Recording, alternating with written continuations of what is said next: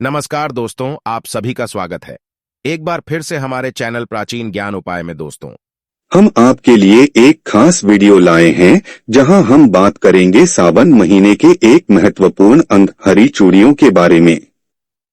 सावन का महीना हिंदू धर्म में बहुत ही पवित्र माना जाता है और हरी चूड़ियां इस महीने का प्रतीक हैं। आइए जानते हैं कि इन हरी चूड़ियों का क्या महत्व है। सावन का महीना हिंदू पंचांग के अनुसार श्रावण मास में पड़ता है, जो जुलाई से अगस्त में संयुक्त रूप से होता है। यह महीना भगवान शिव के समर्पित होता है और हिंदू धर्म में अत्यंत महत्वपूर्ण माना जाता है। इस महीने में लोग भगवान शिव की पूजा अर्चना, व्रत और तीर्थ यात्रा करते हैं। सावन के महीने में हरी चूड़ियां धारण करना एक प्रचलित परंपरा है, जिसमें मान्यता है कि ये चूड़ियां शिवजी की कृपा और आशीर्वाद का प्रतीक होती हैं। हरी चूड़ियां आपकी इच्छा शक्ति को बढ़ाती हैं और आपको सावन के महीने में पूर्णता और शांति का अनुभव कराती हैं।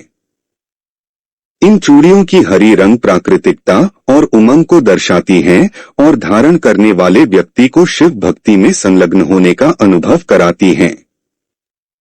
ये चूड़ियां भक्ति और आस्था को बढ़ाने का कार्य करती हैं और आपके मन में शांति और संतुलन का अनुभव कराती हैं।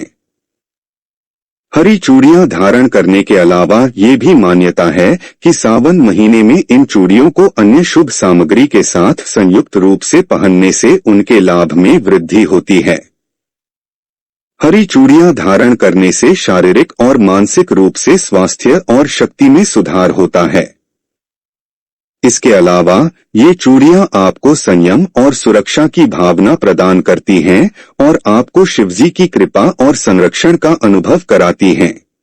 दोस्तों, 4 जुलाई से सावन का पवित्र महीना शुरू हो चुका है और 31 अगस्त को समाप्त होगा सावन का महीना। इस बार शिव जी के अधिक कृपा बरसेगी, क्योंकि इस साल 8 सावन सोमवार व्रत है। इसमें 4 सोमवार व्रत और 4 सावन अधिक मास व्रत सावन मास में माल मास या पुरुषोत्तम मास की वजह से इस बार 4 नहीं बल्कि 8 सोमवार के व्रत किए जाएंगे। पहले सोमवार का व्रत 10 जुलाई, दूसरे सोमवार का व्रत 17 जुलाई, तीसरे सोमवार का व्रत 24 जुलाई, चौथा सोमवार व्रत 31 जुलाई, पांचवा व्रत 7 अगस्त, छठा सोमवार व्रत 14 अगस्त, सातवां सोमवार व्रत 21 अगस्त और 8वां सोमवार व्रत 28 अगस्त को रखा जाएगा। दोस्तों, सावन का महीना बहुत ही पवित्र महीना होता है। सावन का पवित्र महीना भगवान भोलेनाथ और माता पार्वती का मास होता है। सावन का महीना गंगा जल की तरह पवित्र माना जाता है और इस पवित्र सावन के महीने में जो भी भक्त सच्चे भाव से सच्चे मन से मैया पार्वती भोलेनाथ की शरण में जाते हैं, उनकी हर मनोकामनाएं, हर इच्छाएं भोलेनाथ और माता पार्वती जरूर पूरी करती है। सावन मास में आपको ज्यादा कुछ करने की जरूरत नहीं है। मात्र पवित्र शिवलिंग पर एक लोटा जल अर्पित करने से ही भगवान भोलेनाथ आपके सभी संकटों को समाप्त करते हैं। शिव पुराण में बताया जाता है कि सावन के पवित्र महीने में घर परिवार में किसी एक सदस्य को एक तांबे के लोटे में जल भरकर और उसमें थोड़ा गंगा जल शिवलिंग पर चढ़ाने से भोले बाबा आपको धन से मालामाल कर देते हैं, क्योंकि सावन मास में भगवान शिव धरती पर आकर अपने हर भक्त के घर में वास करते हैं। अगर आपके पास समय ना हो तो घर में किसी भी महिला को एक लोटा जल अवश्य अर्पित करना चाहिए। दोस्तों, भोले बाबा सच्ची भक्ति के भूखे हैं। वो आपसे कुछ नहीं मांगती। सच्ची भावना और सच्चे दिल से अगर आप उन पे जल भी अर्पित करते हैं तो महादेव आपके घर में अपना स्थान बना लेते हैं। शास्त्रों के अनुसार कहा जाता है कि अगर आपके माता पिता नहीं है तो आप भगवान शिव को अपने माता पिता सच्चे हृदय से एक बार मान के देखिए। वो आपकी हर मुराद बस शिव पूरी करेंगे, क्योंकि शिव जगत पिता है। एक बार आप सच्चे हृदय से पुकार कर तो देखिए, शिव दौड़े चले आएंगे। दोस्तों, अगर आप शिव से प्यार करते हैं तो सच्चे हृदय से कमेंट बॉक्स में लिखें ओम नमः शिवाय। भगवान शिव के लिए एक लाइक तो बनता है। यह था हमारा वीडियो हरी चूड़ियों के महत्व पर। हम आशा करते हैं कि आपको यह जानकारी प्राचीनता और धार्मिक महत्व के प्रति अधिक समझ और प्रेम के साथ नई प्रेरणा देगी। हमारे चैनल को सब्सक्राइब करके हमारे साथ जुड़े रहें और अधिक ऐसे वीडियो देखें जो आपके ज्ञान को बढ़ाने और आपके जीवन को प्रेरित करने में मदद करेंगे।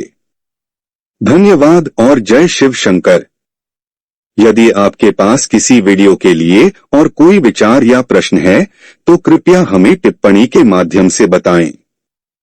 हम आपके सुझाव और प्रतिक्रिया की प्रतीक्षा करते हैं।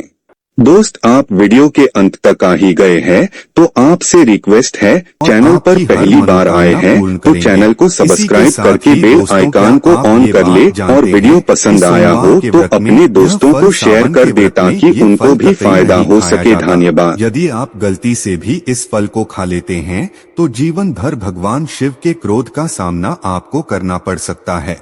आपका व्रत भंग हो सकता है, यहाँ तक कि आपके परिवार पर कष्ट भी आ सकते हैं।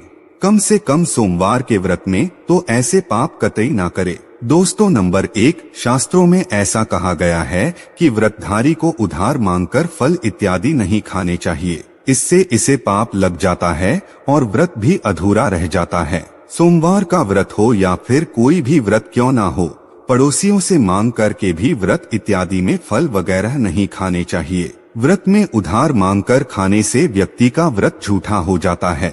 ईश्वर की शरण में भी आने पर व्यक्ति को झूठ नहीं बोलना चाहिए, कर्ज इत्यादि नहीं लेने चाहिए, चुगली आदि नहीं करनी चाहिए, उधार मांग कर के भी नहीं खाना चाहिए। यदि आपको कोई अपनी मर्जी से खाने के लिए व्रत में कुछ भी देता है तो उसे आप खा सकते हैं, लेकिन व्रत में कम से कम उधार मांग करके तो फल इत्यादि नहीं खाना चाहिए। इससे पाप लगता है और व्यक्ति की पवित्रता भी भंग हो जाती है। दोस्तों, नंबर 2, सोमवार का व्रत हो या फिर सावन का व्रत, आपको नाशपाती बिल्कुल नहीं खानी चाहिए। दरअसल इस फल का नाम नाश यानी कि नाश करने वाला होता है, इसीलिए इस फल को व्रत में कभी नहीं खाना चाहिए। व्रत इत्यादि को छोड़कर किसी और दिन आप कभी भी ये फल खा सकते हैं, लेकिन अगर जिस दिन आपका व्रत हो उस दिन आप नाशपाती का सेवन नहीं करना चाहेंगे। भगवान को भी नाशपाती नहीं चढ़ानी चाहिए। दोस्तों, नंबर 3, कुटू या फिर सिंघाड़े का आटा खाने से भी आपका व्रत टूट सकता है। आपको बता दें कि लंबे समय से रखा हुआ आटा आपका व्रत भंग कर सकता है। दरअसल पुराने आटे में घुन इत्यादि कीड़े वगैरह पड़ जाते हैं जो ठीक तरह से दिखाई भी नहीं देते हैं। ऐसा आटा खाने पर दरअसल आप मांस का सेवन करते हैं और व्रत में कीड़े खाना घोर पाप के बराबर माना गया है और आपका व्रत भी भंग हो जाता है।